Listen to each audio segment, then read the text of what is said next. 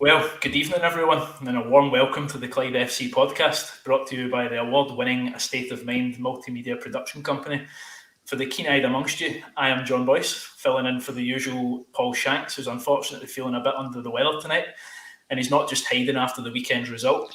So get well soon, mate. Hope all is well. All the best, Paul. Tonight, we'll take a look back on Saturday's tough result, which for those of you not aware, and I've said this too many times this week, was Clyde 0, Montrose 5. We'll be discussing what we thought of this hopefully one-off result and how we move forward to tomorrow's game against Cove Rangers. We encourage and look for everyone joining us tonight to contribute their thoughts to these discussions. Please get involved, folks. We're all Clyde fans at the end of the day. And joining me tonight to look for the positives and have an honest and open discussion about everything Clyde, our club photographer Craig Black, and one half of Clyde's matchday power couple, Lynn Shanks. Craig, coming to yourself first. How was it on the touchline Saturday? Not many photos of happy faces of Clyde, it would seem. It's probably one of the fewest amount of shutters release I've had at a game for a long, long time. It wasn't particularly pleasant to be very close to, put it that way. And I know we're looking for positives, but I'll need to get the zoom lens out for positive for that performance, I think. No, it wasn't great. It wasn't pleasant. It was cold, it was wet, it was damp, and it was dismal. Not a great day at the office. No. And coming to yourself, Lynn, what were your views on the match from the stand and kind of a brief summary how you saw the game unfold? Just complete and utter disbelief, disappointment, anger, like all of the above. It was just not good emotions, put it that way. I think it's probably the most vocal in a more negative sense that I've been for a good while. Like, for example, I booed at half time and I booed at full time, which is definitely not something I normally do. So from that, I think that kind of sums it up. To be honest, it was quite dismal. Yeah, no, I think from any 5-0 loss at home, you're going to get that. The frustration is quite understandable from the home fans. So we had spoke last week on the podcast about Montrose always doing the simple things right and having an identity for attacking down the wings. And that's certainly something that they showcased on Saturday. For those of you that like a historical fact, it is our biggest losing margin at home in over 23 years since we lost to Inverness Caledonian Thistles 6-1. Oh, was it that? Yeah, not great. And a few comments so far. Usual commenter Mark Stewart, evening. It should be interesting tonight. Hopefully we can spin a few positives, but also, have an honest discussion about what kind of went wrong. Mon the Clyde and Paul Shanks. Evening, Shanks. I hope you're doing well. Worst performance in a long, long time. Yeah, we'll discuss that later on, whether we think it was a one-off result or, maybe we need to look at things and figure out what to do. But that's part of the reason why we're here. Now, we're going to look at what went wrong, hopefully. I'm going to have to ask everyone to go back to 3 p.m. on Saturday, which is a tough ask, I know, so I would appreciate it. The first 2 goals for Montrose came within the first 5 minutes of kickoff, which is the first time we've conceded 2 goals at Broadwood in the opening 5 minutes, just since Broadwood was built. So another kind of negative stat there. The first came in the 1 minute mark, coming from a throw-in where Cammy Ballantyne, and that was one of 2 Cammy Ballantynes, which made commentary an absolute nightmare for me, by the way. He had plenty of time and space to pick out James Keatings, who passed it to Graham Webster, who I thought he was thoroughly impressive on the day. The Montrose players have a lot of superlatives, unfortunately, but they're a very good team. 3 Clyde players standing in a line, a bit flat-footed, shrugs the ball, shrugs off his man, to put a ball in. Should be cleared, but as we see throughout the game, bounces across the box, nobody really attacking it. Lewis Milne's there to drive home easy as you like. And then on the second goal, quite quickly after that, 4 minutes later, we still hadn't seemed to settle. 60-yard long ball goes over everyone to find Webster again in a similar position down the right, and he puts it into the box and, puts Ballatone in a position that we've seen him before in the opening game against Dumbarton. So, Lynn, coming to yourself, on the first 2 goals, very disappointing. On the second, for Conrad, do you think that is a ball he had to go for? Because I think Keatings did seem to be goal side of Rumsby behind him. So maybe the ball in forced them to do it, but could they have done better? Yeah, I don't really know. Like, I definitely agree. I definitely do think he had to go for it, because you're right, he had men looming and it would have been a goal otherwise. So I think it's just unfortunate that it's taken unfortunate. He's not kind of got probably what he wanted on it to kind of make sure it went behind. And I think it was just one of those unfortunate things that you have to try and deal with it as best as you can. And, in the split second, that it kind of breaks to you. And yeah, it's been unfortunate, but at the same time, it was, these crosses that were just giving us all sorts of bother, like, throughout the course of wasn't even just the first half, like the whole game, just couldn't deal with them. And yeah, for me, he wasn't to blame. He was trying to at least try and clear it, which is, more than what could be said for the first goal. And yeah, it's taken an unfortunate kind of hit off him and into the goal. So, and it was disappointing to be 2-0 down, within 5 minutes. Normally I'm quite, okay, we go 1-0 down, right, we can fight our way back and still win. We don't like to kind of shoot ourselves in the foot so early on, but, we can get back into this. And then when you go 2-0 down after so quickly, the only positive at that point you can think of is, right, if we can just get tightened up, there's still a lot of time to get things back, but it just never improved. But I'll let you obviously kind of move on to that when we get on to the kind of later goals and analysis.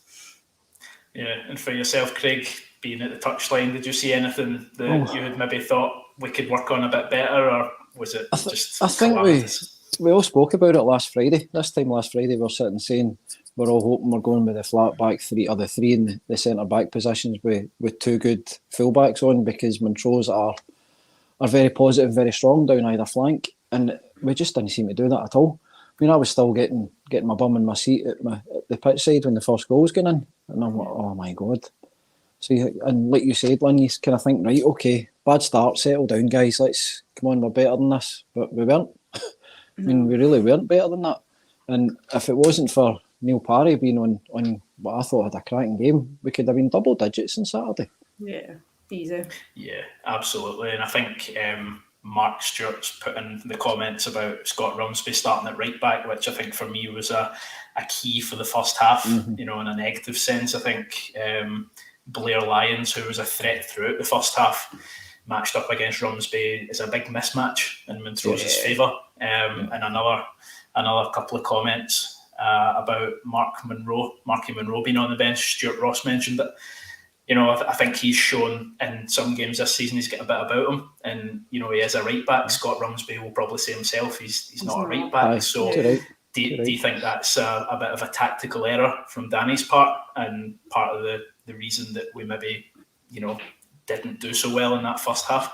I get the feeling he was trying to put Barry into centre midfield area rather than have him at right back. But as you say, you had Marky Monroe and Billy Mortimer both on the bench, both right back positions. So if the big fella was struggling at right back, he was toiling against Lions. We could all see it. And so was Livingston and Devaney at the other side. They were toiling as well. And after the second goal went in, their players were celebrating right down in front of all their fans. And I'm sitting to the left-hand side of their dugout. And it wasn't their manager, it was one of their coaches shouted to Kerwaddle and their other centre half, spray the balls down to the fullbacks. Spray the balls down to the fullbacks. They seen it. Everybody seen it in the first 5 minutes. That was where they were going for the jugular down those two flanks. And I'm like, oh, come on, boys, waking up. I know. And that's the thing, unfortunately, Danny didn't change anything until about the 34th minute when, when they made the first sub. And it was Livingston that obviously got substituted at that point. But for me, I thought we should have sorted the right back position first. Because that's where I felt for Rumsby. Yeah, no, so did I. It was completely not his position, and he was getting absolutely rinsed by, by was it mainly Lions down that side. It just looked hopelessly exposed. Yep. I think the frustrating thing for me is that that's been Montrose's identity for years. Yeah. We constantly say it about them. They attack down the wings. Steves and Ballantyne are particularly impressive, but then when you've got a player like Graham Webster and Blair Lyons as well, doubling up, that's something that's got to be sorted, and you can't put a right back out there that's not a right back, that's a centre half that's maybe not had the best start to the season, and maybe his confidence is a bit shot because of all the penalties. Going up against Blair Lyons, that's not a good decision. So that was frustrating for me. But Yeah, you mentioned, Craig, that Neil Parry had a few good saves. He did. I think if we're being critical, the first goal was maybe at the front post and he could have maybe done a bit better, but that's just me trying to look for stuff. But on the 25th minute mark, the ball once again, came down the right with Ballantyne knocking it into Milne, and a trend keeps appearing here. They've got time in the box to just bring it down, and we're not attacking the ball, we're not defending properly, we're allowing it to just roll in our 6-yard box, and the other Cammy Ballantyne manages to somehow just walk and bring the ball down and poke it past. So my question to yourself, Lynn, would be, with all these defensive errors so early in that game, do you think it was down to the wings being a problem? Because with the Queen's Park game and the Cove Rangers game, that formation seemed to work pretty well, and Livingston was playing in that game as well. So do you think it was just a case of Montrose showing their potential and absolutely, annihilating us on an off day? Or do you think we really need to look at that defence because it was maybe a couple of flukes, against Cove and Queen's Park? I think, a couple of people have touched upon it in the comments. John Higgins, I think, kind of first of all, but Danny mentioned about trying to play square pegs and round holes, and for the life of me, I don't understand why. Because if we were wanting to play the back four, we had obviously Mortimer and Marky Monroe on the bench. So we didn't need to try and force Rumsby into playing right back when it's not his position. And Adam Livingston has been doing fairly well at left back. Yep. So as you touched upon last week, we said we know Montrose's their best attack is from down the wings, and our best form of defence is having the flat back three. So I don't understand why we didn't set up that way. Obviously, I'm not privy to Danny's kind of tactical decisions here, but I just don't know why we didn't play to our strengths, because we talked about how we should be playing to our own strengths. But yeah, absolutely, I don't think a back four is. To be fair, they probably worked against Cove because we played people in their right positions. That's kind of first off.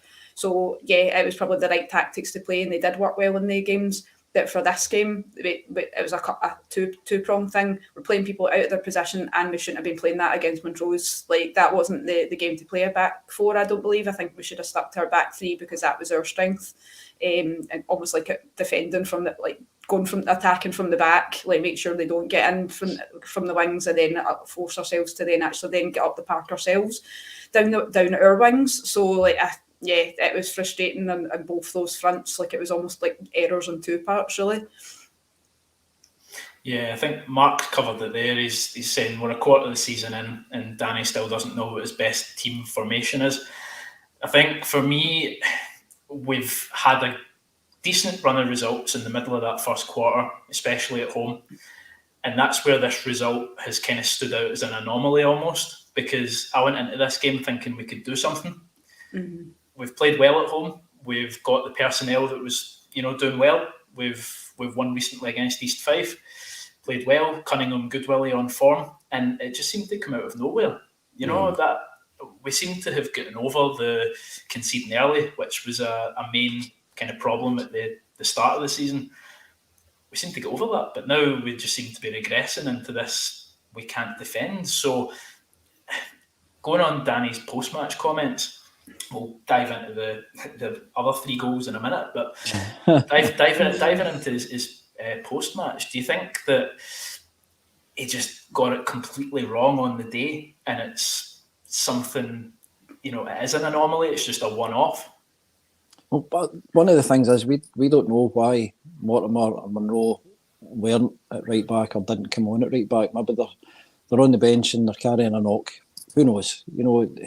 And again, I'm not a manager of a football team, never have been. I just watch the football the same as everybody else does. So, but we just seemed disjointed. We didn't know what we were doing. I think as soon as that first goal went in, it was almost like, right, am I meant to be here? Are you meant to be there? Who's meant to be covering? Who's meant to be here? It just seemed to be the only thing I can think is shambolic. You know, we did settle a little bit, but we stopped leaking straight away. But 2-0 down in 5 minutes, and then parried a couple of good saves in amongst that before the third one went in. I don't know. I don't know why we've got 2 right backs on the bench and we're not putting one on. And then to make the other substitution 2 minutes before half time, which gave you another break in play, why not wait to half time, get them in, resettle it down, don't waste the break and play at that point, and make a couple of changes then. You know. Yeah, definitely. I mean, on subs, Taddy did come on the half-hour mark, and Love coming on for Rumsby.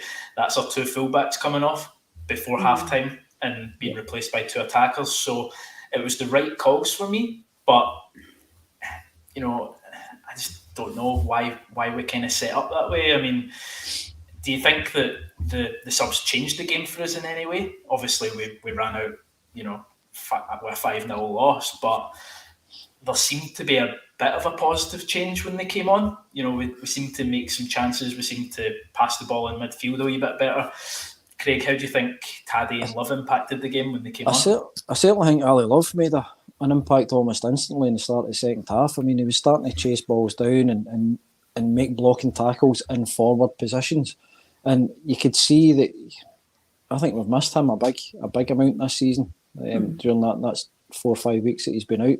But you could see that he was shouting. He was the one that was, I don't know, we'll touch on the goals later, but I think it was the 4th or the 5th goal, I can't remember, where the ball get lost cheaply at the kind of halfway line. And he was the one that was screaming at the boy that done it. You know, he was showing that bit of passion that I think we completely were lacking for the whole of the first 45. We've spoke before how we've got experienced players, leaders in different areas. You didn't see that on Saturday.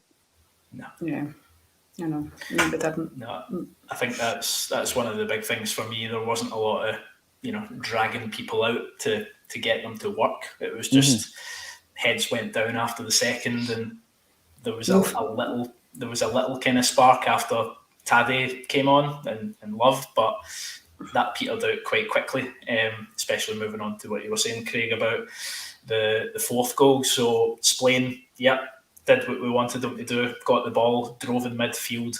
Again, we didn't seem to play through the middle a lot, which I feel if we do, we create chances. We were just reduced to long balls. I mean, the stats will show that Montrose had 60% possession, 13 shots to Clyde's 2, 10 shots on target to Clyde's 1, and 8 corners to 2. So they're clearly making chances. As bad as our defence was, I think the midfield was equally as bad.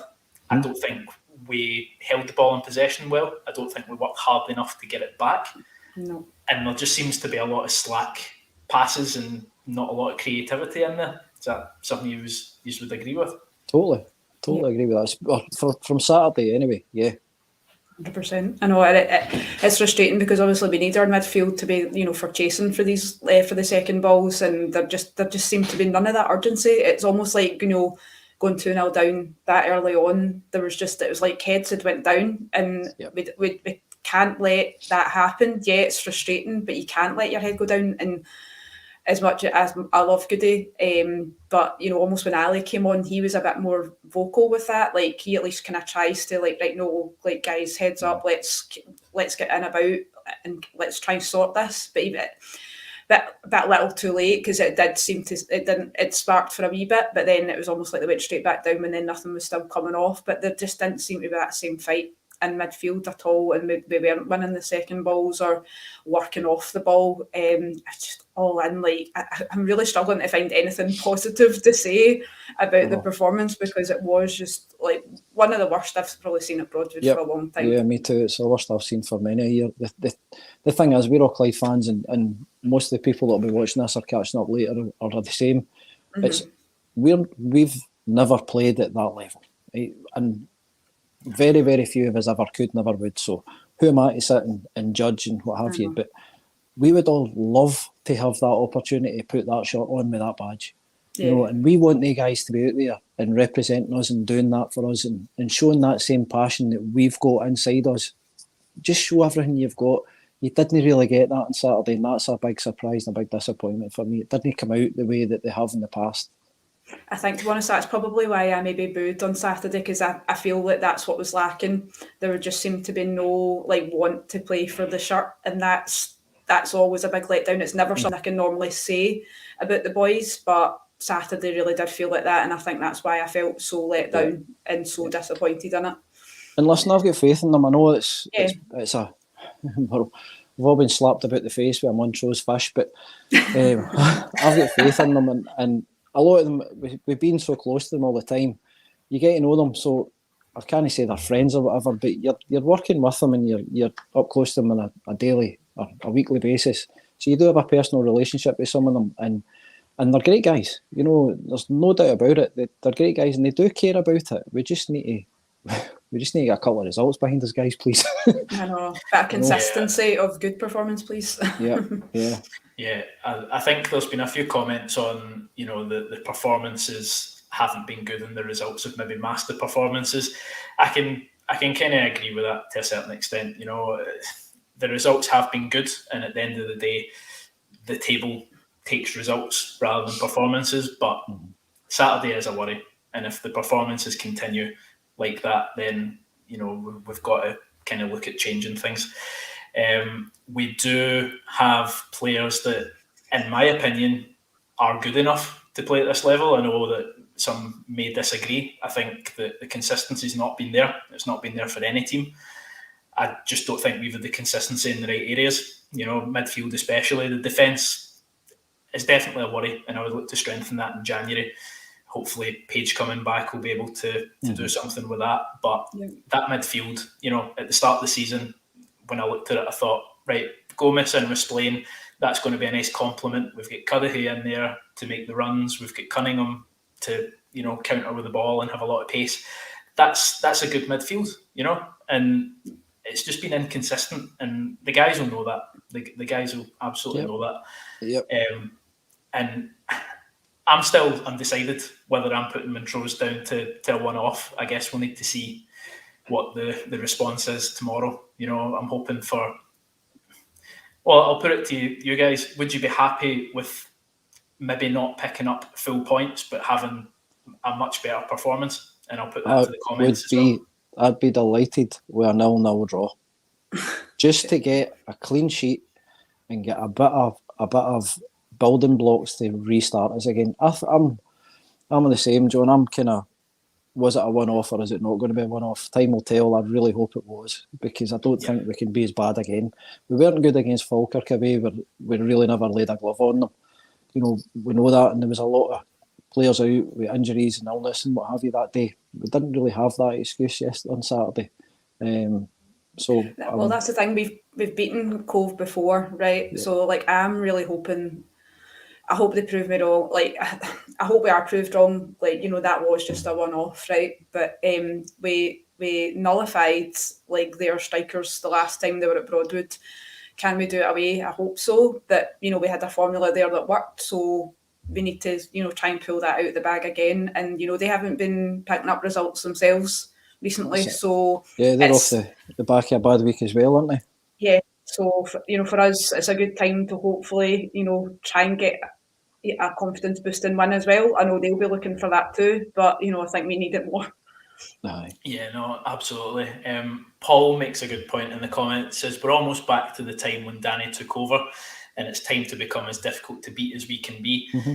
I think that's an excellent point. We've got to have foundations after that, dreadful performance, and not only get the players' confidence up, but the fans as well. Because if you were inside Broadwood on Saturday, it was quite an uncomfortable place to be. I think anyone that goes to Broadwood knows how hostile it can be if the team isn't performing well, which isn't something I particularly agree with, but that's my own personal opinion. I don't know what you guys thought.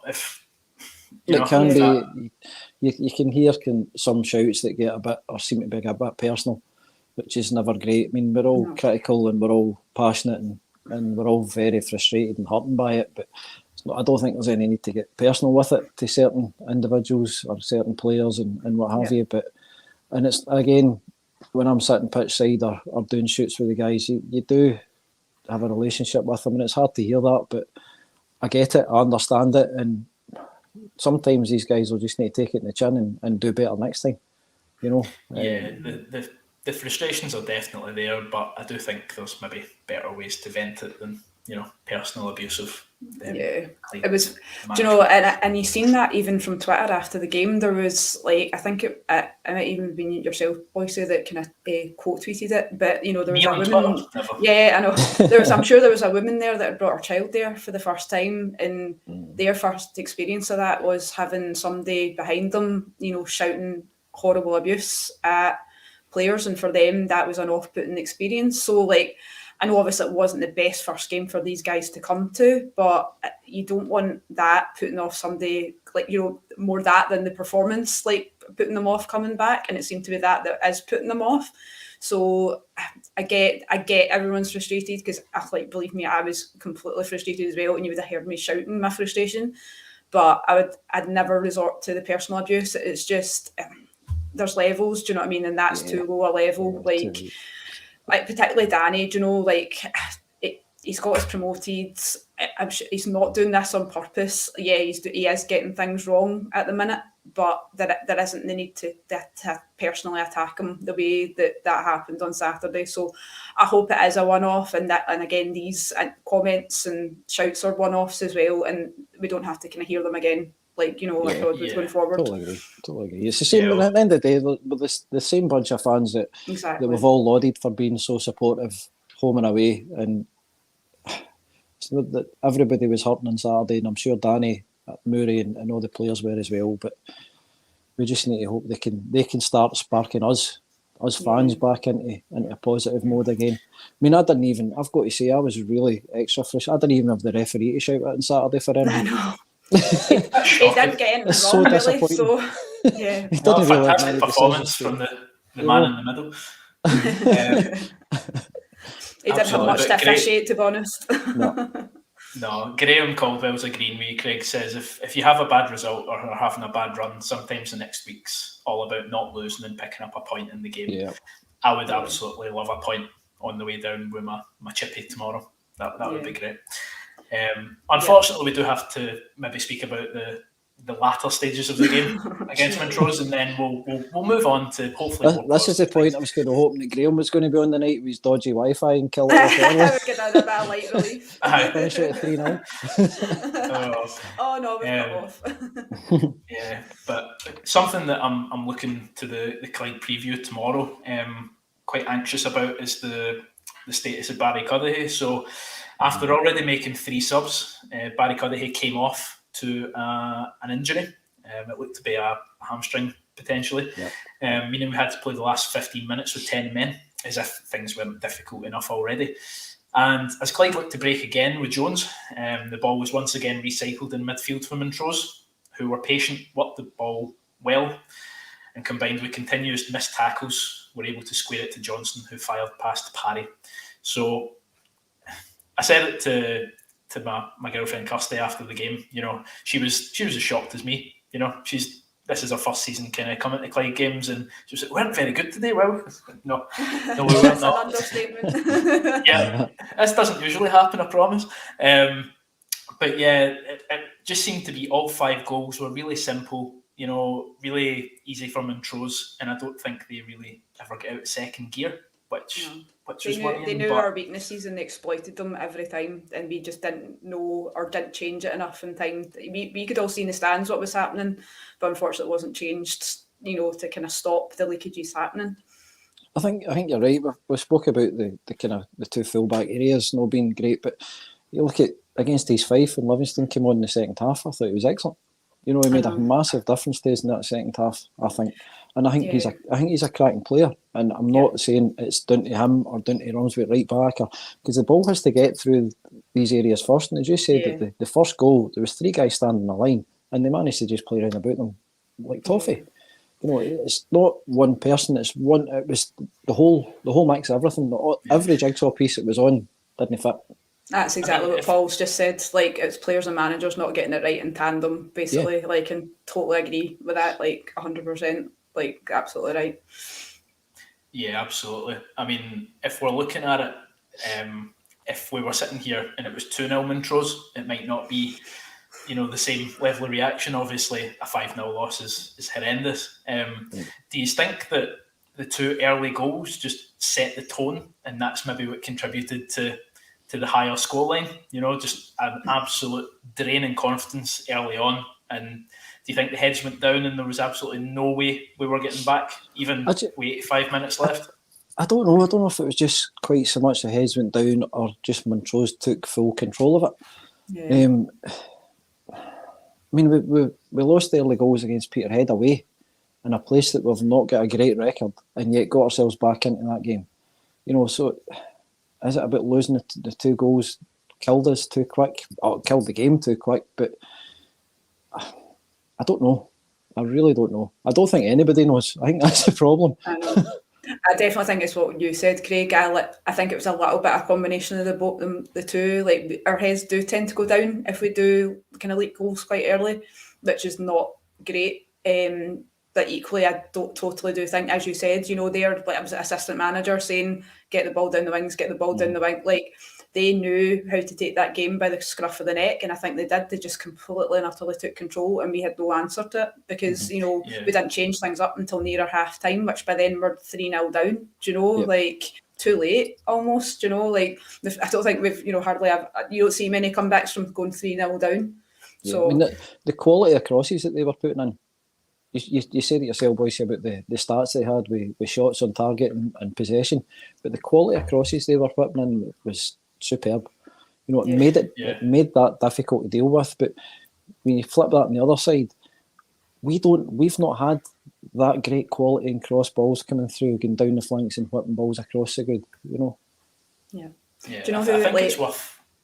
Sorry, Lynn, on you go. No, all I was going to say was I think I gave him the kiss of death last week when we were all trying to pick out our key players for the first quarter of the season. But and I picked out Matty Elston, but I think, he's obviously been a stalwart in the kind of centre of defence, and I think even he had a really poor game on Saturday, just kind of seemed to miss headers, but then I don't know whether that was a result of, he was just kind of being left exposed as well because of what was happening down the wings. But even when the ball was coming to him, he was kind of making uncharacteristic mistakes. So it was just all round from him a poor day at the office as well, which is kind of not what you need when he's been having, he's almost been instilling a bit of confidence in the back line, when he's been having strong games. So just all in that back line just kind of gave us all the fear on Saturday. Yeah, absolutely fair play to Montrose. I think I was speaking to Paul after the game, and he had mentioned that if they had a David Goodwillie, they would be a championship team. I think they've got fantastic individual players, and I think I've said it on here before, I think they'll do really well this year. Obviously catching us on a bad day shows what they can do. A wee bit of trivia for everyone in the comments. I'm going to give you a question as well as Craig and Lynn here. So for the first time in 7 years, we had conceded 5 goals at home in the league. The last time was when a 10-man Clyde fell to a 5-2 defeat to Arbroath. So a wee teaser for you all, and I'll move on and you can think of it and come back to me. Who was the Arbroath captain that day? He's got a wee bit of Clyde McGlashan knowledge. Nope. No. I'll move on. You can think. Oh. And comments, please get involved as well. So, on a more positive note, what year was that? Positive. What year was that? It's a good few years ago. It was League Two. League Two. Aye. 7 years ago. So, some might say it's positive. Clyde chairman Gordon Thompson released a statement this week to hopefully assure Clyde fans that everything was being done behind the scenes to improve and move forward positively from Saturday's result. So I picked out a couple of key kind of statements here that I'll quickly go over with you. So Gordon saying, when I first came into this role, I said that progress would not be a straight line. Saturday was a brutal example of that. When I started, I wanted supporters to be the key part of the solution in improving the status and sustainability of our club. Last week saw the first meetings of the working groups that will help to achieve that goal. The defeat against Montrose was a reminder of the volatility of the game and how we can't ignore what happens on the pitch as we build for a better future. Prior to the weekend's match, we had confirmed a football forum which I'll go on to discuss in a minute, for supporters on the 26th of October, and hopefully I'll be able to confirm arrangements as soon as possible. The forum will be held to give supporters an opportunity away from the match day to air their views. Frustrations and anger expressed is not surprising, but the positive backing of supporters is also a critical factor in the matches ahead. So I don't know about you guys, but I thought this was excellent from Gordon to come out, because we've seen in previous seasons, and it's not been critical of anyone at the club, but we've maybe not acted on things quite as promptly as we maybe should have. So I think this is excellent, giving fans the opportunity to air their frustrations in a forum type, but B, also assuring fans that work is going behind the scenes, and people, accountability is a word that I like, and that's being used. So from Lynn, I'll come to yourself first. What was your kind of view on Gordon's message during the week? Do you know, I actually found it quite refreshing, I think, Swords, because it'd be all too easy to just kind of, let things bubble under the surface, let bad feelings fester. People are disappointed after that weekend's performance, let that anger kind of trickle into the following weekend. But no, he actually kind of obviously came out and said, no, that it wasn't acceptable. It was a really, it just shows the volatility of the game, and we want to set up a football forum so that you can air effectively these questions and frustrations, etc. And I think that it's the only way, people will get answers, if we do get to ask the questions to the right people in charge. So yeah, I think it's been quite forthright of Gordon to actually recognise that there was bad feeling and anger amongst the supporters from Saturday, and it was great to see that that they have set something like this up for us to actually come and ask the questions that people have been asking for a good few weeks now. So yeah, absolutely refreshing to see. Yeah, what about yourself, Craig? Do you enjoy the message? Totally agree. When I read it on the website when it came out, I thought it was very strongly worded but fairly worded, and I think it's something that historically I don't think we've been particularly good at hearing from the upper levels of the club. I'm talking right the way back to the start of Broadwood days with Alex Smith and things. Things just happened, but performances dipped, and you didn't really get the feeling that at board level it was having an impact. I think it had an impact on Saturday. I think that, reading between the lines of his statement, he had words with everybody involved and saying that this isn't acceptable, we need to turn this round. And his statement, I think, calmed things down for me anyway, because we were all hurting and upset about it. But it was like, no, good. At least, if in the day, if you're not performing at your work, you do have a discussion with a manager above you. That's what happens. So it looks like Gordon's kind of been quite proactive on it, which I like. And to be fair, they all looked really like ourselves. Like they looked quite, not angry, but like very dejected walking out on Saturday as well. Because obviously we kind of happened to sit just along from them, and definitely none of them looked happy. So it does look like obviously they went and had some quite assertive words, and we're obviously going to get to have our questions answered hopefully soon as well. So yeah, no, fair play to Gordon for that. Yeah, so there's a few comments about the recent Falkirk Q&A, which if you haven't seen, I would maybe go watch it. But Lynn Neo Baza 87 has came in and said, they also said at the Falkirk Q&A that the players are afraid of being booed off the park. Have you been attending any Falkirk games this season? I have attended one, just not a very good one, unfortunately. That's a good answer. So back to the forum and the chairman's message. So, as a little podcast exclusive, the forum will be between 7 and 8 p.m. at Broadwood Stadium on the 26th of October, and it'll feature a Q&A with manager Danny Lennon. Also on the night, a presentation on the work of the football department will also be included, with supporters welcome to stay and watch the first team training session afterwards, which I will definitely be partaking in. Not the actual training session. That wouldn't end well for anyone, but I'll be watching, which I think is a great invitation. And if anyone can make it, please come along. For those not able to make it, however, and wish to have questions answered, I'd like to reach out to everyone and say that I will be in attendance along with some of the other podcast hosts. So please feel free to get in touch via at Clyde FC Podcast on Twitter or through email, clydefcpodcast@gmail.com.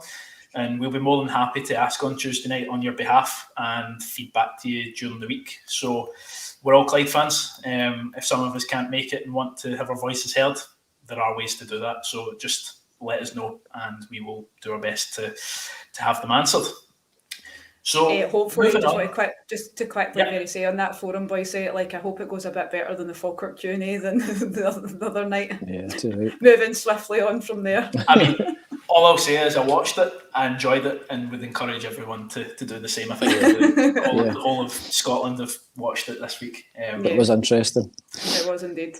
Yeah, there was a mention of David Goodwillie as well, so hopefully he's not away. So on to Cove on Saturday. I'm excited. I don't know about you guys if you are heading up, but it's my first time going up, so I'm looking forward to taking another ground off the ground list. Unfortunately, I can't make it.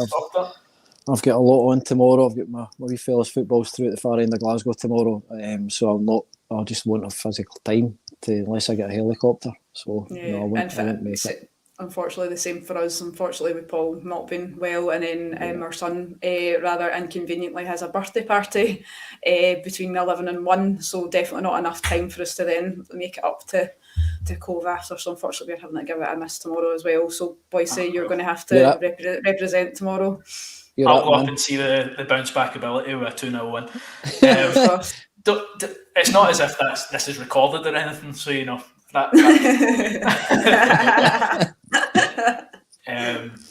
Paul's put in the comments, Boise for right back. Don't think I could hack that. I think Scott Rosby's even got me there. So on to the Cove game. After Saturday's result, we could definitely do an easy game, guys. We're easier. But you know, Cove were on a great run up until last week, taking 13 points from a possible 15. They, of course, went down in a shock result to East Fife, who were bottom of the league, and they lost 4-2. So that was an uncharacteristic loss for them. We are unbeaten against them in the league, winning 2 out of 3 games, with a 1-each draw coming at Broadwood in April last season. So, coming to yourself, Craig, how do you expect us to set up tomorrow? And will it be a good time to play them after their obvious loss against East Fife? I think it's if we're going up against them, it's probably the worst time to play them. We know what they've got, but we've seen them. They've got 2 right good centre forwards. We all know what they bring. They'll be hurting big time after shipping 4 goals last week against East Fife, who, as you say, bottom of the league. So it's how would I set up? Probably 10 centre backs playing. Goody up top. Mark agrees with you there. 10 across the back. There was chatty earlier about parking the team bus there as well. I think just get the fans to line the goal. I know. I think we need to be difficult to beat, which is something that unfortunately Saturday we clearly weren't. But we've still got 3 up front. I mean, up front isn't our problem area, so if that's our strength, we need to play to it. But I don't know. Yeah, well, Paul's just kind of said they might be a bit wounded animal territory tomorrow, but hopefully so are we. You know, and we're hopefully both dangerous in that front, and you know we see a good game tomorrow. Yeah. So for most Clyde fans, we can obviously go with the last time we saw Cove play, which was a 2-1 win at Broadwood, with David Goodwillie's fantastic De Canio-esque finish. Mm-hmm. Yeah. So in that, we saw that their defence can definitely be targeted. That's definitely their weak spot. Ryan Strachan had an interview in the Cove pre-match preview, where he was saying that they're looking to bounce back as their performance wasn't up to their own high standards, and that their defence needs to, make an impact in games. Do you think, Lynn, that the best form of defence tomorrow is attack? to be honest, I think both defence and the attack need to be on it tomorrow. We need to keep out obviously their strikers, like, who are obviously quite prolific, and absolutely we need hopefully the big man Goody on it tomorrow as well. Obviously Saturday was a bit different because there was practically no service, and I think he only had obviously the one opportunity that he unfortunately kind of just got crowded out in the end. But yeah, like, we just need to. Normally, attack is our best form of defence, but I just would prefer that we were actually, on it in defence as well. But yeah, if Goody was on it tomorrow and put 4 past, like, I'd be quite happy. But yeah, I would quite like to see a shored up defence as well. Do you know what I think we need to happen tomorrow is in the first 5-10 minutes, somebody get their foot in the ball and actually play football and pass the ball and get a bit of instant calm and confidence between the back line, the centre line, the front line. Get a bit of football going. Recognise that we're in a tough position after that game last week. They're in a tough position as well. So let's go there, play some football and get a bit of confidence. Don't lose anything the first 10, 15, 20. Don't lose anything at all. But don't lose anything early doors and give them a couple of problems and build for that and press it forward for that. Yeah, absolutely. So I think if we are playing the usual 3, up top, I think it will be Goodwillie, Love and Cunningham. I don't think that would change. So I'll put it to everyone. What would your defence and midfield changes be from Saturday? Who's lining up? I think for me, I'd like to see Marky Monroe start on the right as part of a back 4 and then play a 4-3-3. Depending on Cuddy's availability, obviously, but maybe what do you think about, changes? Who's coming in? I think Cuddy's, depending on how bad his injury was, it was obviously bad enough he couldn't finish the game, so you've got to think he's a serious doubt. I would the same. I would either put Mortimer or Marky Monroe at right back. I'd stick with Livingston at left back. I think Livingston's a cracking player. I think he showed it for us in the past. And then the front 3, I would consider putting Ali Love on instead of Cunningham. Put Cunningham on the bench and start Ali Love this time. Mm-hmm. Yeah, he's had a bit of game time, hasn't he? Do we think it's time to start Taddy? Could be. Do you think he's fit enough to run the full 90, or do we put him on and get him to run that top end with Goody for the first 45, 60? Yeah, and then bring maybe Ali Love on, Yeah, so, he had about 6. He got 60 minutes or so on Saturday, didn't he? So maybe he's getting there towards match fitness. So possibly starting and then bring him off after 60. Hopefully, if we're winning. Yeah, that would be ideal. 4-0 up, we can just rest players. Exactly. Yep. Yeah. So we've got a wee score prediction from Graham Caldwell. Cove 1, Clyde 2. Goodwillie double. Love that, sir. Stuart Ross. Take that in a heartbeat.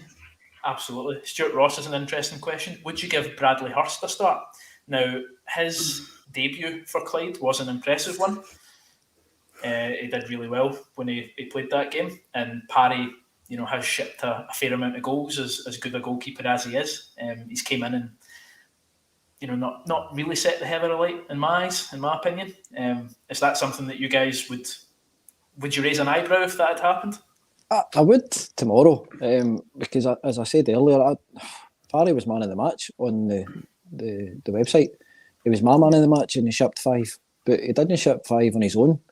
Yeah, and he was probably, for me, the only player that played above or at the level that we need them to be. So I would feel, for his sake, it'd be hard done by to drop him. Although, from Bradley Hurst's point of view, he must be looking, going, he's shipped 5. How can I not get a game? Yeah. And he showed himself up well in that game that he had to play as well. So, but I wouldn't drop Parry just now. No, yeah. I think it was. Well, as I said, man of the match for me on Saturday, despite shipping 5. So Paul's put his team up.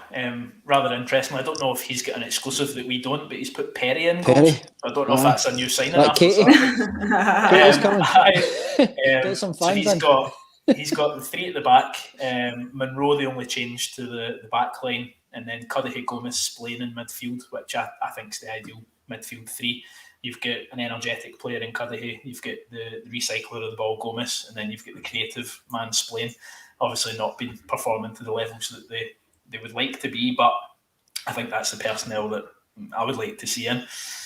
And John Higgins would like to see Love just behind Goody. I think that's a good shout as well.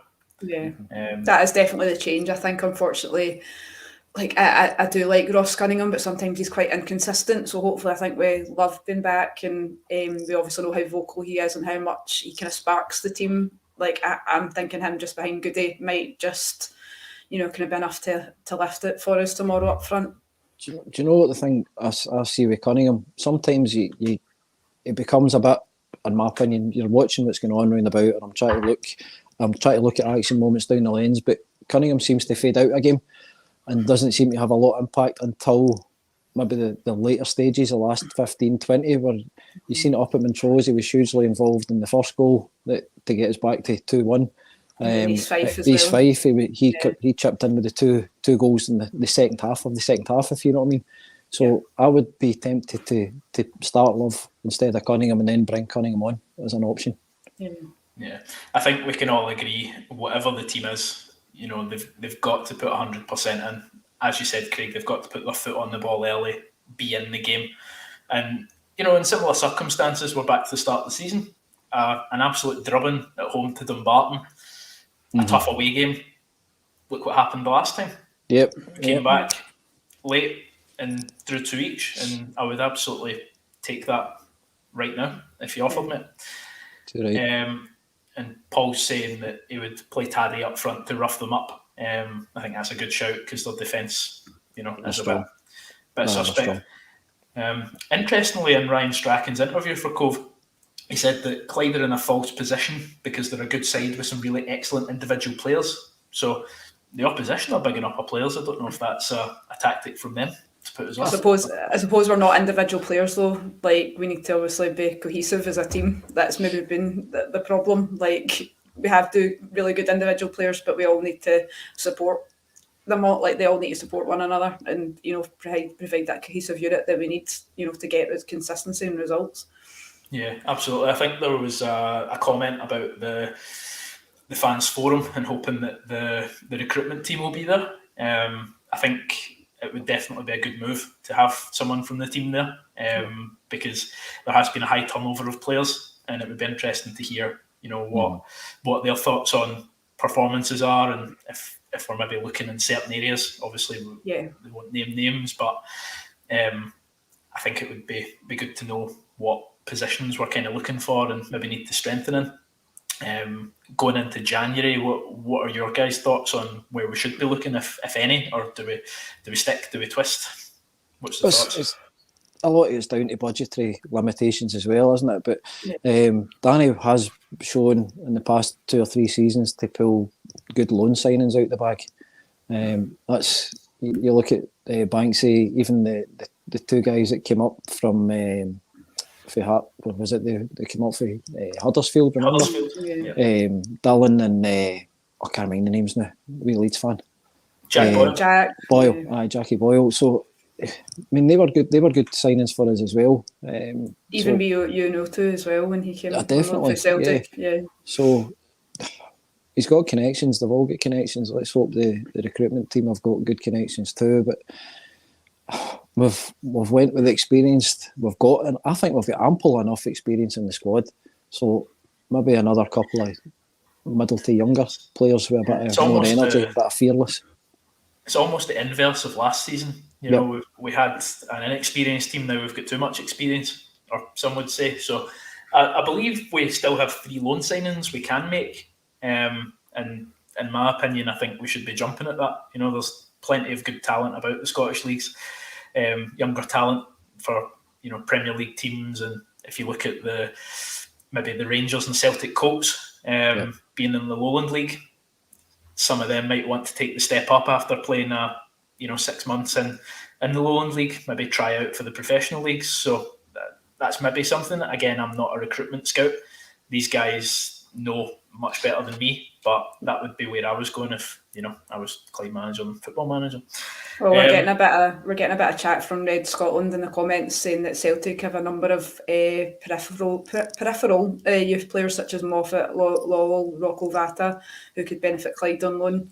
Happily take. I'll If take they're it. if they're any good, Red Scotland, absolutely.